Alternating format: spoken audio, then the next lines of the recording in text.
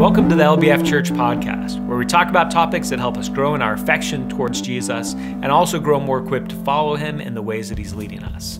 I'm Dan Franklin, and today this is going to be the third of 3 podcast episodes on the topic of justice.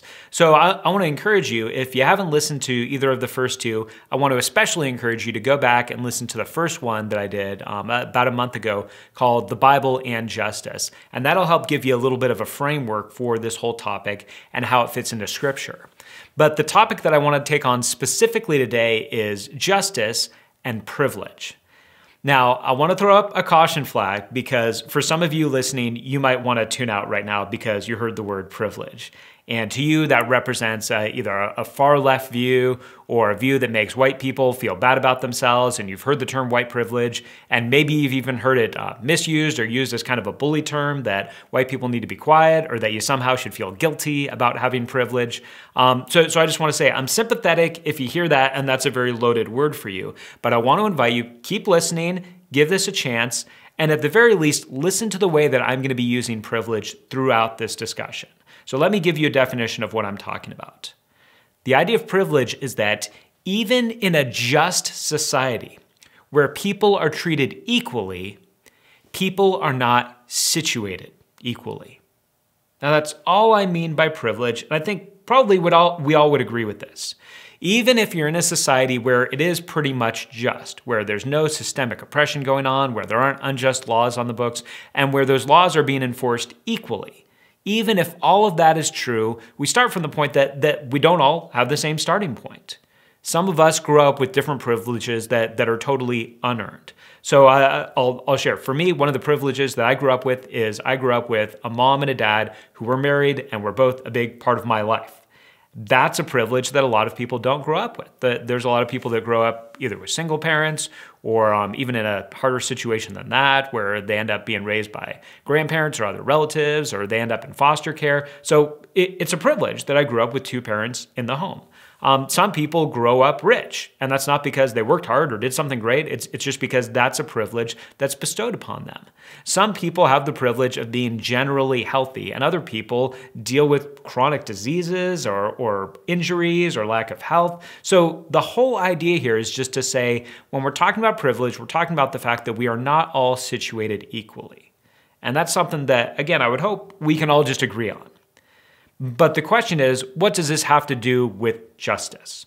Because it's not necessarily injustice that led to us being situated differently. If I grew up with 2 parents in the home and then I have a friend who grew up with a single mother, that doesn't mean that there was an injustice that occurred. That may just mean that there was a divorce that occurred and it was by choice and not by the government coming in and doing something oppressive. So what does privilege have to do with justice?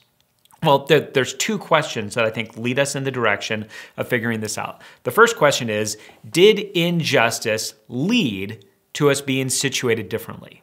So was there some kind of injustice that led to me being in an advantaged situation and somebody else being in a disadvantaged situation? And then the second question is this: how does the fact that we're situated differently impact our ability to get justice? Now, what I want to do for this episode is we're really going to focus on the second question. I'm going to set aside the first question for now, just for the sake of this episode, and say we're not really going to be delving into the question of how did injustice lead to the different situations that we're in.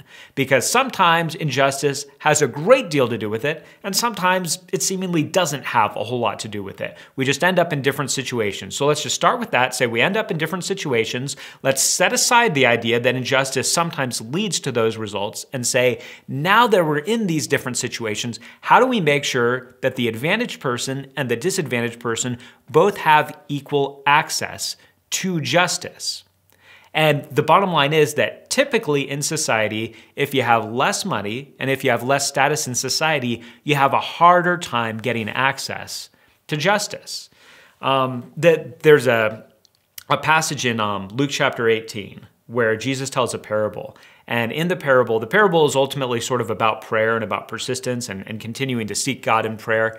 But the way that Jesus tells the parable is he puts a widow front and center. The widow is the hero of the story. And the widow is the one that's persistent in her quest for her request. And her request is that she wants justice. So Jesus, in illustrating this whole idea of going after God and continuing to pray to God even when we don't see our prayers immediately answered, the way that he depicts it is a widow consistently harping a judge to try to get justice. And I just want to say, I don't think that it's a pure accident that Jesus chose a widow. I don't think that he was just thinking, I need somebody for this. It doesn't really matter who, so I'll throw a widow in this story. I think that this is very purposeful. And I think that it's because as Jesus thought about the situation and thought, who in Jewish first century society would have a hard time getting justice? Widow was somebody that came to his mind. And this is very much in line with the Old Testament. If you read back through the Old Testament, there's constant references to kind of this threefold group: the widow, the fatherless, and the foreigner. And let me just read a couple of passages that delve into God's heart towards these three groups that, again, because of injustice, or maybe because of no injustice at all, find themselves in a disadvantaged situation. So Deuteronomy chapter 10, verse 18 talks about what God does with regard to these people. It says, he defends the cause of the fatherless and the widow and loves the foreigner residing among you, giving them food and clothing. And then in Isaiah chapter 1, verse 17, he takes it to another level when instead of just saying, this is God's heart is to take up the cause of the fatherless and the widow and the foreigner, he gives us a call, or at least he gives the Jewish people a call on how they're meant to act in that same regard. In Isaiah 1:17, it says, learn to do right, seek justice, defend the oppressed, take up the cause of the fatherless, plead the case of the widow. So now we've moved from a place of God saying, I am the one who takes up the cause of the fatherless and the widow and the foreigner, to saying to the people of Israel, you, in order to do justice, take up the cause of the fatherless and the widow. And then just so that you don't think this is purely an Old Testament concept, when you read into the New Testament, there's constant talk about the poor and caring for the poor. And then there's this verse at the end of James chapter 1. James 1, verse 27 says, religion that God our Father accepts as pure and faultless is this: to look after orphans and widows in their distress and to keep oneself from being polluted by the world. James continues in that refrain, special attention for the widow and for the orphan. Now, here's the question that we can ask after all this. Why is God specifically taking up the cause of the widow, the fatherless, and the foreigner? Why is the widow somebody that God is talking about and not the married woman? Why the fatherless and not the kid with two parents? Why the foreigner and not the Israelite? Is it because God cares more about the widow and more about the fatherless and more about the foreigner than all these other people? And the answer to that is no, that's certainly not why God is talking about them. The reason why God is talking about caring for these people is because, frankly, somebody's got to do it. And God is rightly looking at these people and saying, these are people who are disadvantaged in society. And so there are people who are likely to miss out on justice. They don't have the money to pay for a good attorney. They don't have the money to take off time from work to go and advocate for their cause. They might just shrug their shoulders because they don't have status in society, and so somebody else is going to be believed instead of them. They're people who are starting at a disadvantage. Again, it doesn't mean that they got to that starting point because of injustice. It just means that now that they're at that starting point, it's going to be harder for them to get justice. And so God takes it upon himself to say, I am pleading their case. You also should plead their case. And here, once again, the key question here is not whether injustice has led to them being in their disadvantaged situation, but whether, given their situation, they will be able to get the justice that they should have equal access to. So now, all right, so we've come all this way. Privilege, and talked about the whole idea of being in a disadvantaged situation, talking about God's heart for all of this. Now the next question is, where does this lead us today? And what I want to do is I want to talk about a couple specific applications of this. But first, I just want to say this. What this means for us today, it doesn't mean that believers are called to take the side of those who are disadvantaged, but it does mean that believers are to take up the cause of those who are disadvantaged. And let me just explain what I mean by that differentiation. What this doesn't mean is that as Christians, we've got to look at somebody who's either a racial minority or poor instead of rich, or in some other disadvantaged situation and say, well, we automatically will take their side if they have a dispute with somebody who's in a more advantaged situation. In fact, the book of Deuteronomy warns against this. It warns against oppressing the poor in a court case and drumming up false witnesses or bribing a judge. It warns against oppressing the poor, but there also is a warning not to automatically side with the poor. And the idea here, seemingly, is the idea of mob rule, to say, hey, those rich guys, we don't like them, they have all the money, so let's bond together as poor folk and let's go get them. There's a warning against that. So the idea is not that we as Christians have to say, whoever has the most disadvantages, we just side with them. But it does mean that we look at people with the disadvantages and we say, we are going to make sure that they have equal access to judgment. We're going to take up their cause, which doesn't mean we're taking up their side. It means that we're saying we want them to be able to make their case. We want them to be able to have equal access to justice, just as if they were rich or just as if they had status in society. And so what I want to do, the way that I want to explore this in our modern context, is to talk about two very controversial mantras that have become a part of our public vernacular. The two mantras, number one is Black Lives Matter, and number two is Believe Women. So take a deep breath and let's go into this. So first, let's start with the whole question about Black Lives Matter. Now, just to clarify, what I'm not going to be talking about here at all is the organization of Black Lives Matter. That's been nebulous enough, and there's been things associated with that I think are really negative. But what I'm just going to be talking about is the concept or the mantra or just the phrase Black Lives Matter. Now here's our starting point. The starting point is to look at the whole idea of privilege and to say, all right, Black people are more likely to be in a disadvantaged situation in the United States today. Now, I think that it would be foolish. I said we're not going to get too much into what led to this situation, but I'll just say this. I think that it would be foolish for us not to realize that at least one of the significant factors in leading to this situation is the fact that throughout the history of the United States, there has been very overt racial discrimination and oppression towards Black people in our country. This is just undeniable when you look at slavery. Slavery alone was enough to disadvantage Black people in our country from the idea of generational wealth for a long time. We're not starting at the same point. So we're not talking about an individual Black person and an individual white person. We're just saying Black people as a whole are more likely to be in a disadvantaged situation. But even if you're going to set aside the fact that there are some injustices that have led to that reality, let's just say, all right, regardless of how we got here, that's where we are. We're in a situation where Black people, on the whole, are more likely to be in a situation where they don't have the money or they don't have the status in order to get justice in the same way that other people in a more privileged or advantaged situation would be able to get all of that. Now, here's what I want to walk through on this. There's controversy even over the phrase Black Lives Matter. And part of the controversy is that when it's said, some people who object to it want to say, why are we chanting about how Black lives matter, white lives matter, brown lives matter, all lives matter? Now, I'm not even contesting that that's true. But what I'm saying is, let's look at the scriptures and look at the fact that God says, I take up the cause of the widow. And seemingly, a married woman could listen to that and say, so you're saying I don't matter? You're saying the widow matters, but I don't matter? And I think we would look at that and say, clearly that's not what he's saying.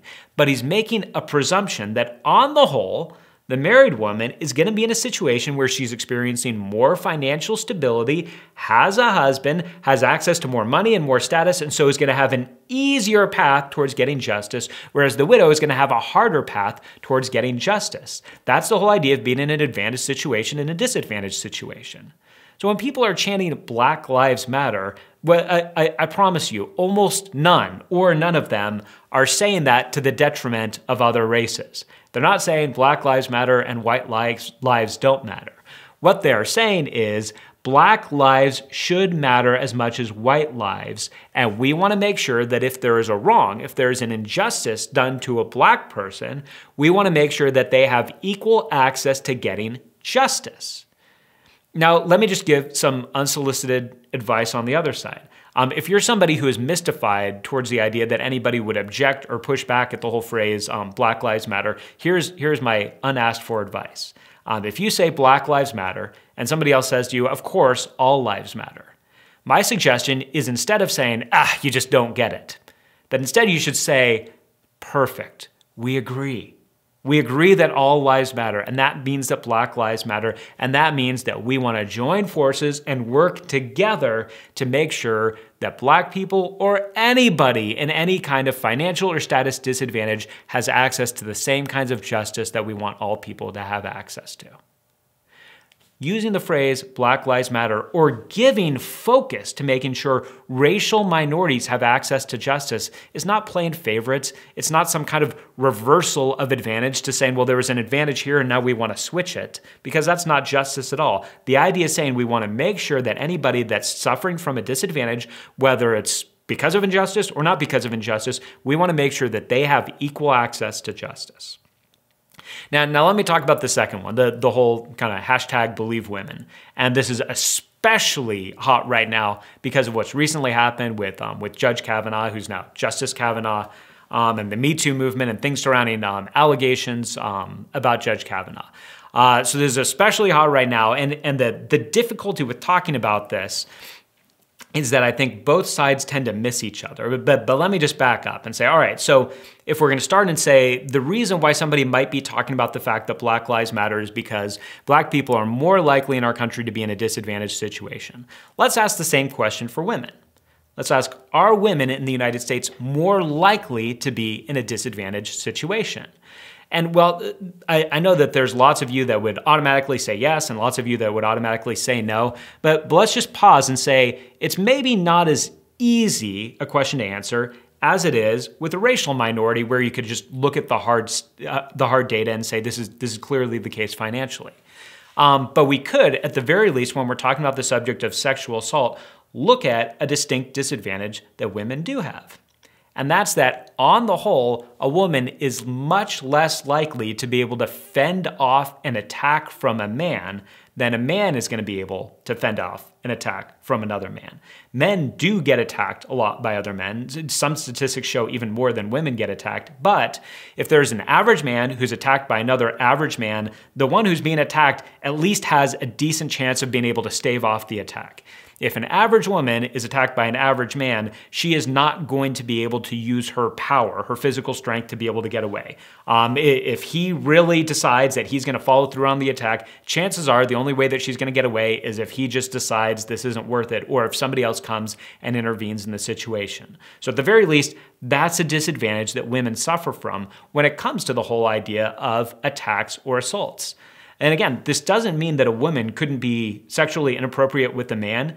It just means that a man is very unlikely to be in a situation where he's going to say, I better go along with what she wants to do because I'm not sure what she's going to do to me. Whereas a woman could often end up in a situation like that where she could say, I don't want to do this, but I better go along because he could overpower me and hurt me if he decided to do this. So that's at least a starting point where we can say, all right, that there is a disadvantage there. And then when you move into the idea that there are different women who suffer from assault or sexual assault or rape, the disadvantage that they then find themselves in is they have a really difficult choice ahead of them. And they have to decide, do I just decide to move on and not file charges because it's just going to be too much of a headache and too frustrating? And also often sexual assault or rape is not an easy thing to prove. So I might go through this whole process and not have justice happen, not because somebody's just deciding to purposefully do injustice, but just because it's a hard thing to prove. Do I want my life out in the public sphere? Do I want any of that? Maybe I'll just decide not to go through with this.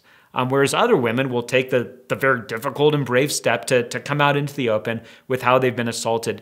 Either way, we could just say that's a disadvantaged position to be in, to say I was wronged and I've either got to decide just to move on with my life, or I've got to decide to press charges, which is going to make my life a lot worse if I do that. So there are some disadvantages coming to this. Now, how do we as Christians respond to the fact that there are women in these disadvantaged situations? And the hashtag, at least on face value, would say the way that you respond to it is you just believe all women. Now, I'm just going to once again give some unsolicited advice. That just is a bridge too far. that just won't work. And I'd say if you're somebody more on the side of saying women need to be believed, you're giving people an easy way to dismiss you by saying all women simply need to be believed. We all know there are false accusations. For heaven's sake, this is what we learned in whether elementary or grade school when we read To Kill a Mockingbird. Tom Robinson ended up in prison and ended up dead because a woman made a false rape accusation against him. And I understand that this is fiction, but still, we all know that. So if you just say women need to be believed no matter what, you're going to lose a lot of good-hearted people that would want to go along with you in this. And so the solution is not simply to say, well, men are robbed of due process, and if a woman makes an accusation, we just go with that. But what at the very least we can say is a woman who's coming forward with some kind of allegation is likely, just statistically, is likely doing that at some cost to herself. And because of that, we want to have the starting point of, at the very least, taking any accusation very seriously. And I'll even throw this into the mix. Sometimes there's no real downside in believing somebody who's claiming something like this. Charges aren't being filed, a specific person isn't being accused, a woman is just saying this happened to me, and there's no real big downside, and there's no reason for you to go into deep investigator mode and say, well, let me really figure out whether or not I should believe her. You could just say, all right, I'm just gonna have the predisposition of saying, I'm assuming that she's telling me the truth about something that happened to her. So we at the very least can start and say, well, we're gonna take this seriously, and not only are we gonna take this seriously, but we're gonna make sure that any woman, and especially any poor woman, ends up getting the help and resources that she needs in order to pursue the kind of justice that we want everybody to have access to. We can move beyond the whole idea of some people just want to believe all women and some people don't want to believe women. And instead we can say, you know what, as people that crave justice, we could look at this idea and say chances are a woman who's making this accusation is in some kind of a disadvantaged situation, and that's evidenced by the fact that she's making this accusation. And so at the very least, we can start from the standpoint of saying we want to take up that cause. That doesn't even mean that we're convinced that she's right. That simply means we want to take up the cause of making sure that she has all the access that she needs to all the help that she needs in order to pursue the kind of justice that we want to reign in society. Now in getting back to the core of all of this flows from the idea that God has a heart for people that are in disadvantaged situations. God wants his people to have a heart for those who are in disadvantaged situations. And even if we're going to set aside the whole question of how injustice led to people getting in those disadvantaged situations, which, just as a by the way, living in a fallen, broken world like ours with a whole bunch of sinners, it's unlikely that injustice isn't playing a massive role into how we got situated differently. But at the very least, we can start from the point of saying we want every person, every human being created in the image of God to have equal access to pursuing justice. I wrote something here for the end, and I don't normally like just reading the things that I wrote, but let me read it because hopefully it will be a helpful summary of this whole idea. God is not the God only of the widow. He is the God of all people. But the widow needs to be assured that he is her God as well. And justice is not something that is needed only for the poor and disadvantaged, but it is vital to make sure that someone is looking out for those who are likely to slip through the cracks. And God personally takes up those causes. He calls his people to take up those causes as well. True justice doesn't simply ask whether injustice led to an unfortunate situation. It also asks what it will take to bring about justice in the situation in which we now find ourselves. If you have comments, feedback, questions on this, I'd love to continue to engage. Justice is a big topic. It's a gospel-oriented topic, and so I wanted to take these weeks on it. So please do go ahead and leave a comment or a question. You can do that by, if you're listening to this, you can do that by going to lbf.church, clicking on the little tab that says blog and podcast, and then going to the video of this episode and just leaving a comment, leaving a question. I guarantee I'd love to engage with you on that. You can also just get all the episodes of the LBF Church podcast by going and downloading the podcast, the audio of that. If you do that and you enjoy and feel like you benefit from this, please do leave a review or a rating because that may just help us get out there a little bit more. so that we can get access, so that more people can get access to content that will help them grow in their affections towards Jesus and grow more equipped to follow him in the ways that he leads us. So thanks so much for taking the time to listen. I'm Dan Franklin, and this is the LBF Church Podcast.